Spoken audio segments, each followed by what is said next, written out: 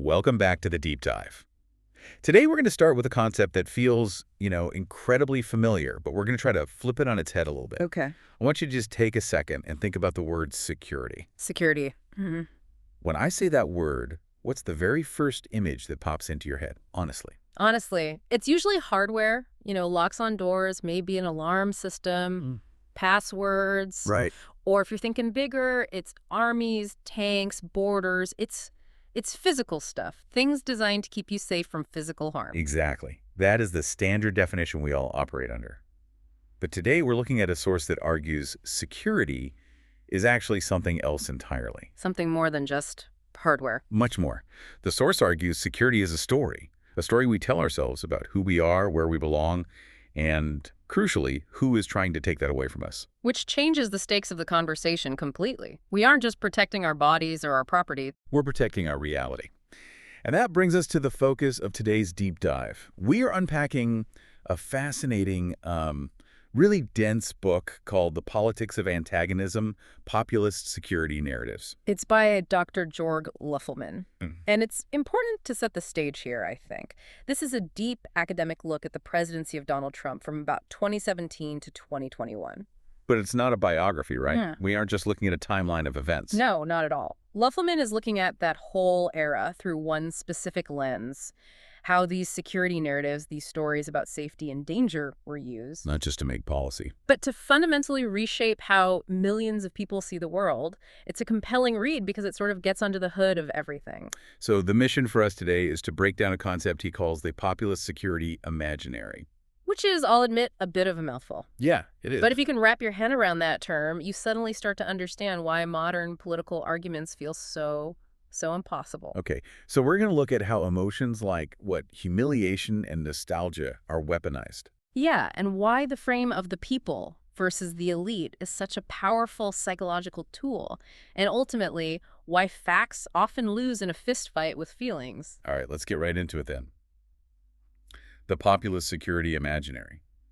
It does sound like something out of a philosophy textbook. What is an imaginary in this context? So think of it less like make-believe and more like a pair of glasses you can't take off. It's a cognitive framework. A way of seeing the world. Exactly. And in this specific imaginary, the world isn't complex or gray. It's split into two camps. On one side, you've got the pure people. The real citizens, the heartland. Right, the virtuous people who play by the rules. And on the other side, the corrupt elite. The people at the top who are actively working against them. So the world is set up as a constant existential threat. Okay, but every politician talks about the people.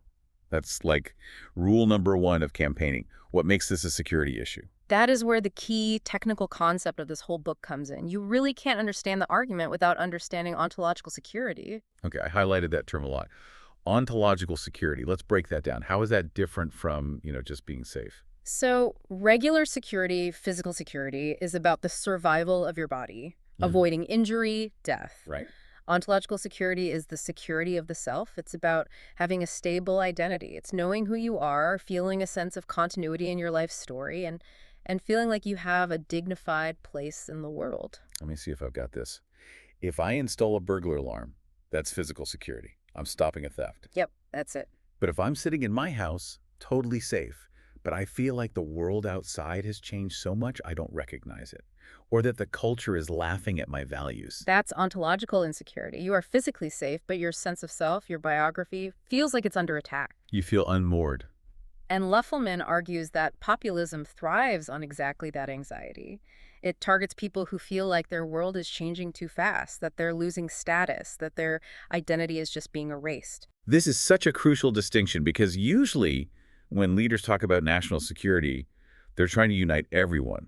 Think of the Cold War. Exactly. Traditional security unifies the inside against the outside. Löffelmann argues that this populist security imaginary does something radical.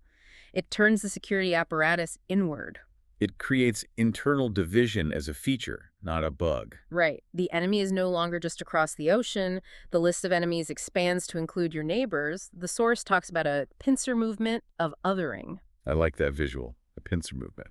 So what are the two sides? Well, first, you have the threat from below or outside. In the narrative of the Trump era, this was framed as immigrants, foreign powers like China. The classic nationalist trope. The barbarian at the gate. Pretty standard stuff. But the second claw of the pincer is the threat from above. The populist twist. This is the elite, the experts, the media, the so-called deep state. So the narrative tells the voter, you are being squeezed, attacked from below, betrayed from above. It's a very claustrophobic worldview. It implies the real people are the only ones left. And that their own government is actually the enemy. Which explains why security here isn't about protecting the government. It's about protecting the people from the government. Precisely. And because this is about identity, who you are, facts matter a lot less than feelings. This whole engine runs on emotion, not data. Okay, let's dig into those emotions. Because it's not just generic fear. The book points to some very specific psychological drivers. Humiliation seems like a big one.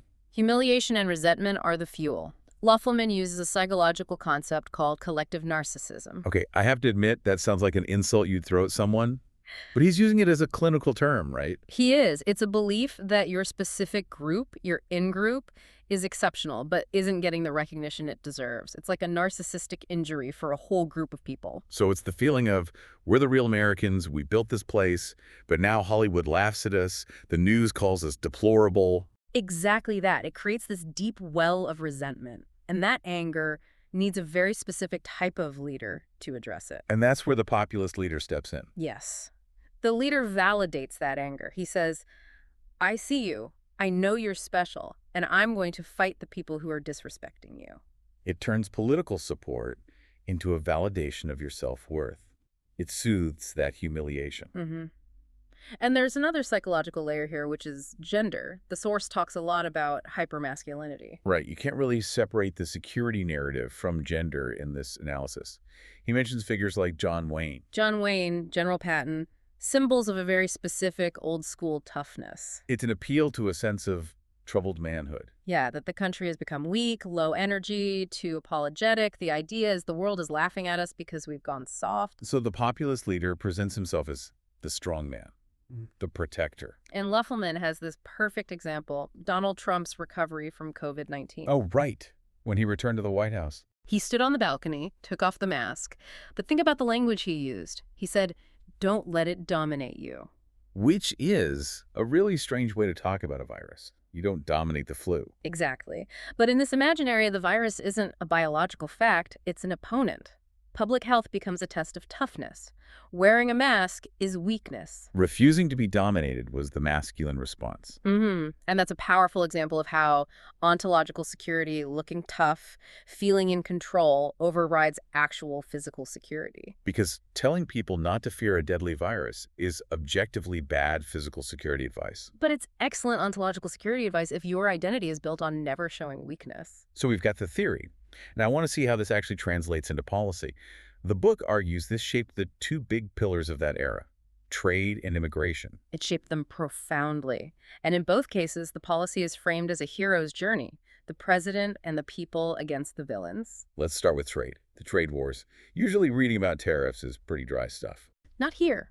In the populist narrative, the economy isn't a spreadsheet, it's a crime scene. The narrative was that America was being ripped off. Ripped off. I remember carnage. The language was incredibly visceral. It personalized global economics. The story wasn't about automation, it was that foreign rivals stole our wealth, and bad deals like NAFTA betrayed the worker. So protectionism isn't just economics, it's about restoring dignity. Yes. And here is the smoking gun fact from the source that proves the theory. During the trade wars with China, American farmers were getting hit hard financially. Their exports dropped because of retaliatory tariffs. They were losing money. Right. So logically, if voting was purely about your wallet, their support for the president should have tanked. But it didn't. It stayed incredibly high, around 78 or 79%. Why? Why support a person who was costing you money? Because the policy fulfilled an emotional need. It felt like fighting back. It provided ontological security, a feeling of standing up for yourself, even if it caused financial insecurity. That is the aha moment. The security of the self, I am a fighter, not a victim, was worth more than the security of the bank account. Precisely. And we see the exact same logic with immigration. And specifically, with the wall. The wall feels like the ultimate symbol of this. It is. But Löffelman says the wall wasn't really infrastructure, it was an ontological barrier. Meaning its main purpose was psychological. Think about how immigration was framed. not about labor markets, but almost exclusively through the lens of violent crime, terrorism. The source cites the constant use of words like invasion, aliens, and stories about MS-13. The term animals was used. Dehumanization is key. If the outsider is an invader, then a wall is the only logical response. It's a concrete symbol meant to soothe anxiety about cultural change. To reassure the base that their identity could be sealed off. Yeah.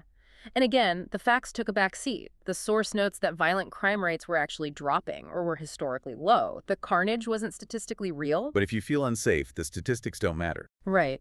Which brings us to the mechanism that keeps this whole imaginary running. Because if the news says crime is down, but your leader says we are being invaded, who do you believe? You believe the leader, and you call the news the enemy. The information war.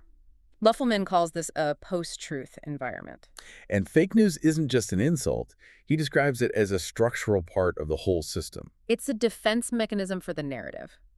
If reality contradicts the story, then the source of that information must be compromised. It's a closed loop. A feedback loop.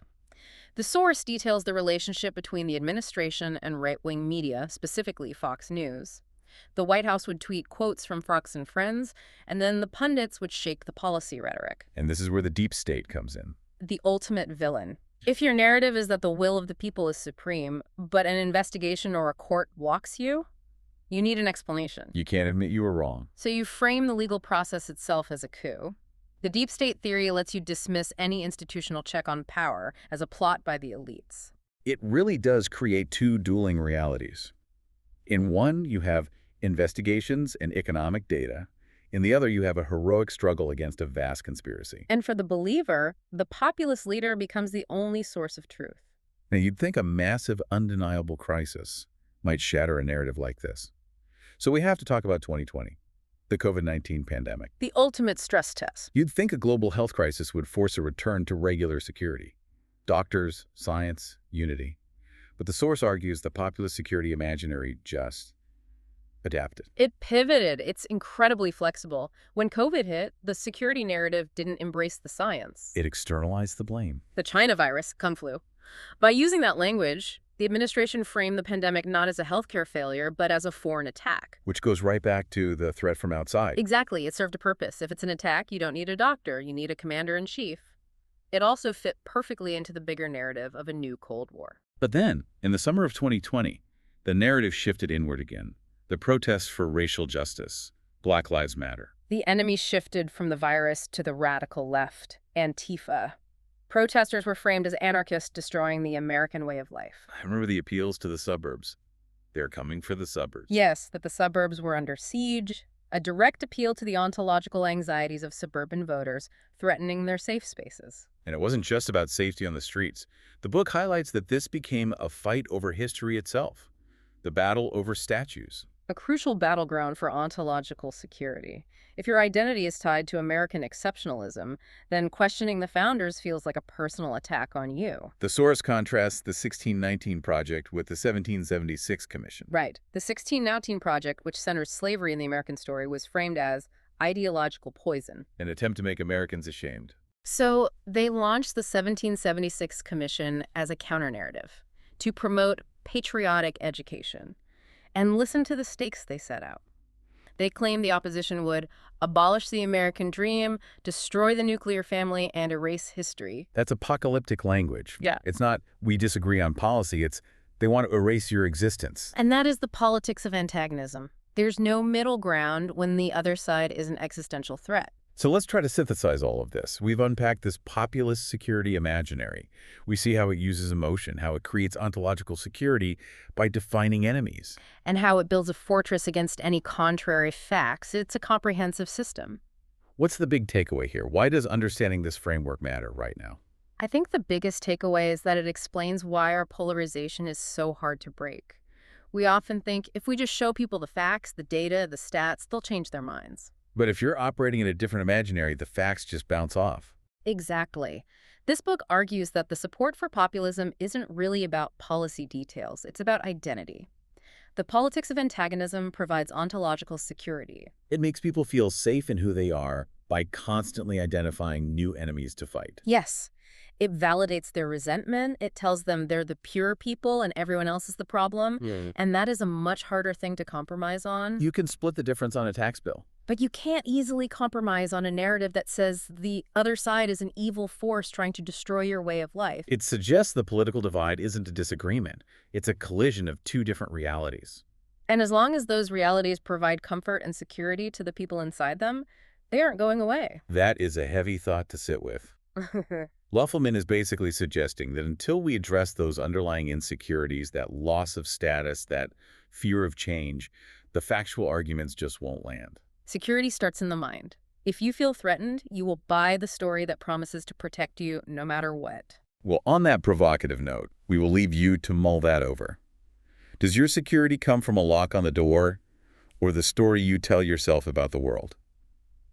It's certainly changed how I'm going to read the headlines tomorrow. It definitely changes the lens. Thanks for taking the deep dive with us. Thank you.